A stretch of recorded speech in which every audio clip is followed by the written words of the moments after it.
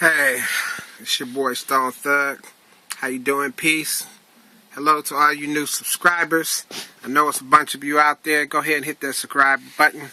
Go ahead and forward this video if you like it afterwards. And just want to say that today's video is called Stone Thug on drugs and dope. And I wanted to make this video because I wanted to let you folks know how I think about drugs and what I think about, marijuana and cocaine and all the other different names they have out there. Basically, when it comes to drugs, I have an interesting background, and I think that it can be useful or helpful to somebody out there. Thought I had a couple of my oh, there you go, little items I want to show you. So basically, I'm Stone Thug. It's my CD, in case you've never seen it before. You can go on iTunes or CD Baby or Amazon or whatever, or just Google Stone Thug, and you can take a look at some of my other music and things that I do. After the video, that CD is not available except on those channels I just told you. But this particular one right here is called the Heaven Song. This is a very popular CD that we sell as well. But I'm going to assign this one and give it to you if you leave a donation in the description. It'll have our PayPal little account that we have, because we do some charitable things, and we ask folks if they leave a donation $10 or greater, I will personally sign the CD and give it to you. Anyway, that's going to be under Stone Thug at AOL.com if you have a PayPal account, so please keep that in mind. Now back to drugs, back to doping, back to getting high, back to cannabis, back to narcotics of all types. I want to give my perspective on that. Basically, I look at it like this. The way I came up, I was black male, and I brought up in an urban metropolitan city. So drugs were all around me. They were accessible as they are now to a lot of you guys and a lot of your kids, a lot of your brothers and sisters, a lot of your parents. And my basic outlook on drugs is that I don't think drugs should be illegal.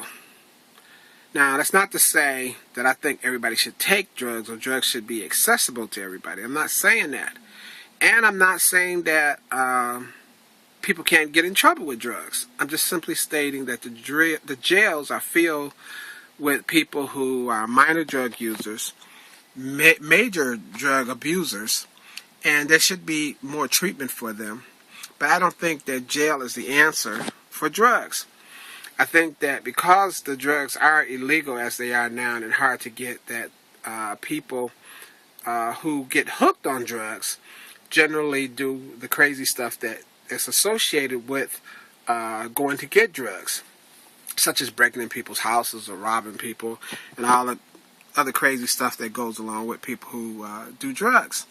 But if drugs were legal, then it would be the price wouldn't be as high, because trust me, everybody heard of Al Capone, right? And the reason you heard of Al Capone and the reason why you heard of the Purple Gang, it was an all Jewish gang, by the way. A lot of people don't know Jewish people in the mob. They're big time in the mob. Anyway, and you heard of Inc. Murder Incorporated, Bugsy Siegel, and Bugs Moran, and all these other shady individuals from the past. Basically, all that was primarily from alcohol.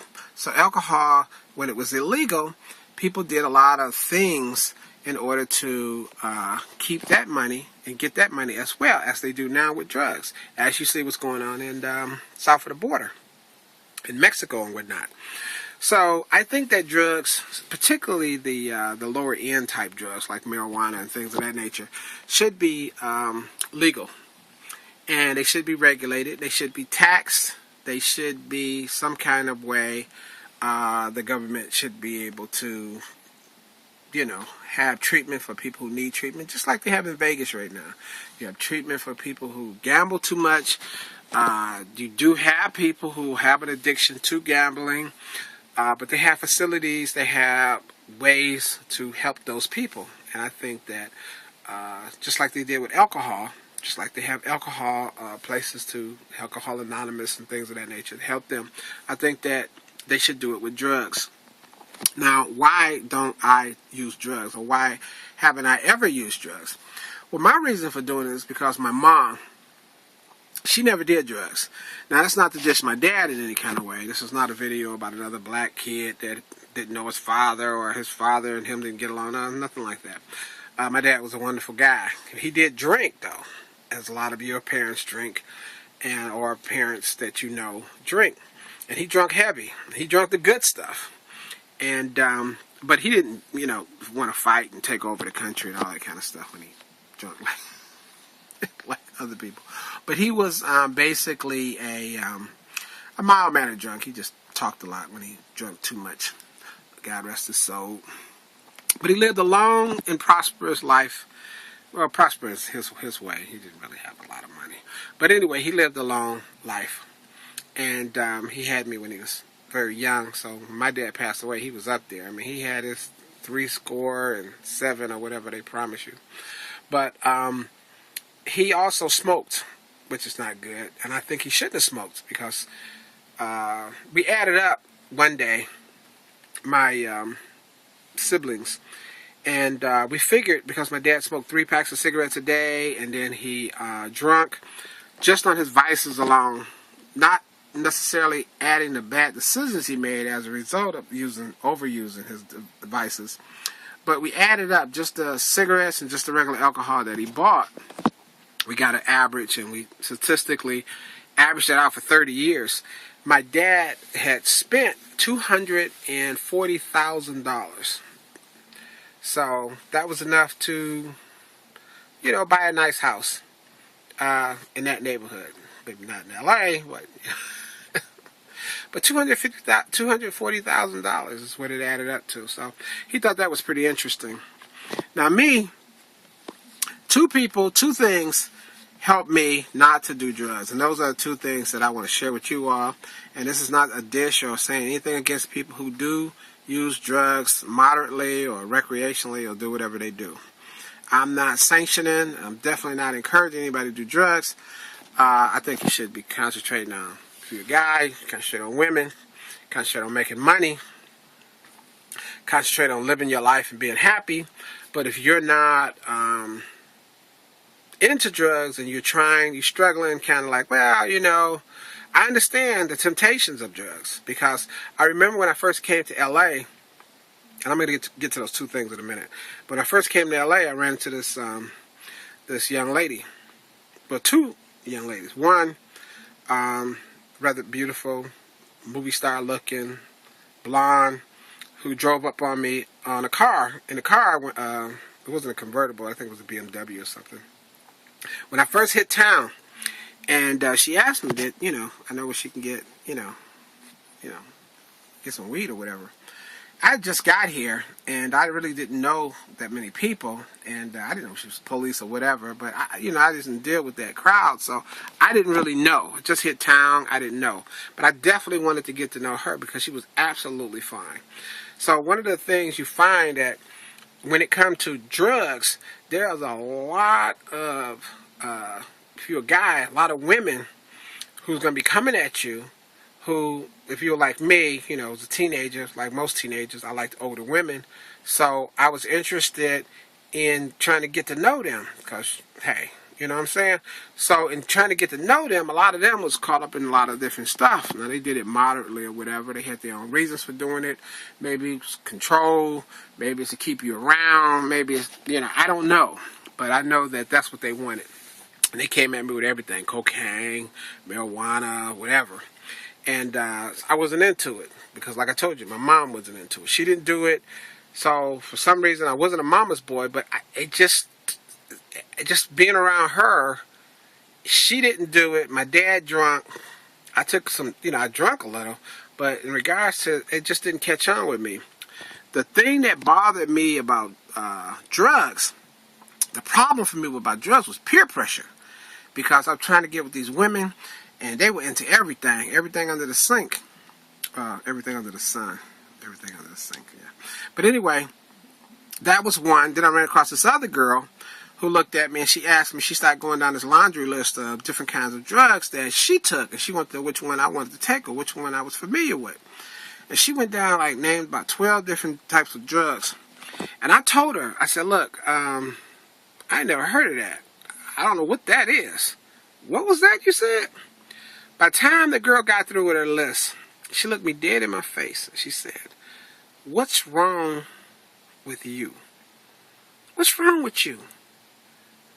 And for the first time ever, being a pretty confident guy and everything, I didn't feel the pressure from drugs. I actually felt it in my heart and in my mind at that time, because that was some serious pressure. I mean, she looking at me asking what's wrong with me, and I always thought I was fine. I didn't think I had a problem. I didn't think I had no concerns, and drugs was not an issue with me. What's the problem? You want drugs? Take them. Now I'll let somebody else get that phone. But anyway, I was not interested in getting any. So what I did was, I just told her, I said, hey, I'm good. If you're good, I'm good. Another incident that, to get to the point of why I don't take drugs, two people. One was my brother, my older brother, Wilson. He basically told me one thing. Now, Wilson wasn't mild-mannered like me. He wasn't, he was more into what he was into. A lot of craziness. I couldn't figure with his disposition, let's say, why he didn't get off into drugs. Why didn't he take drugs? It didn't make sense to me. So I asked him, I said, Wilson, the way you are, you're like the wild man of the family. Why don't you take drugs? How come you never took drugs? And my brother said to me, he said, look, the reason why I don't take any drugs is because, Greg, drugs work. He said, drugs work. He said, you take a sleeping pill, you get sleepy. He said, if you take a pill to get up, you get up. He said, you take a pain pill to kill pain, it works. And that was the reason why he said he never took drugs, because drugs work. And that made so much sense to me. But that wasn't a clincher. That wasn't the thing that kept me off of drugs. So this thing I'm about to mention now, this was the big one for me. It helped me. And like I said, if you ain't doing drugs and you ain't trying to do them, maybe this will help you. My boss, Mr. Young, back in Michigan, he says to me, Greg, you do drugs? I said, no, I'm not doing no drugs. But I didn't have nothing against drugs. I'm like a lot of you guys. Hey, you do drugs? You don't do them? It didn't make me any difference. He said, look, don't do any drugs. Because I was around 14 years old.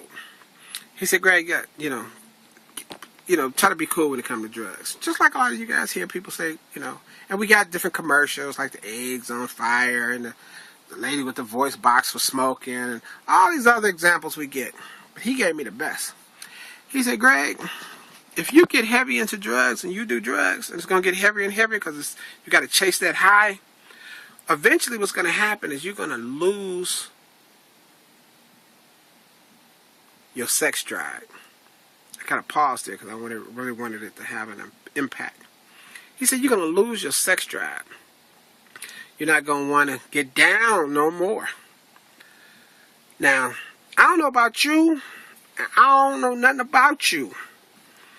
But I know if you're a teenager and you coming up, that's like the worst news in the world. That's like telling somebody that they going to, clap. You know what I'm saying? That's like they're going to give you a shot and just make you a eunuch. That's like, oh no, I wasn't trying to go to no party like that. So, it's a slow process, but it kills your sex drive. It messes with your desires. It fools with that. No, I didn't have to hear nothing else, nothing. And I never will have to again, because that was the perfect news to tell for me. I'm like, oh, hell no. I ain't got time for that. So I don't know which one of those encouraged you, because there's some serious peer pressure out there. You get it all day long when you're coming up. You want to get with this girl, she's into cocaine. You want to get with this girl, she got a nice body, she into what she into. This person into this one, this is doing that. Oh man, it can get crazy. So, you know what? It takes a lot of prayer, and it takes some real good motivations to stay focused, focus on that money, focus on getting ahead, focus on your creative juices, whether it be poetry, whether it be painting, whether it be music, whether it be producing, whether it be making movies, being in movies, whatever it is, you need to work with that. Planning, whatever. I do a lot of stuff. I'm an advocate for prison reform, for green development. I design greenhouses.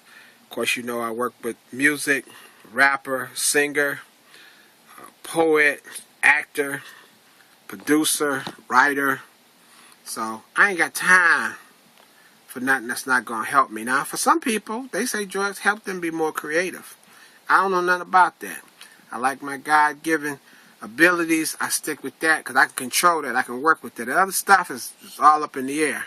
So I encourage you that if that's what you want to do, try to go, straight through this world and try to, avoid those pitfalls. I encourage you to try to do it.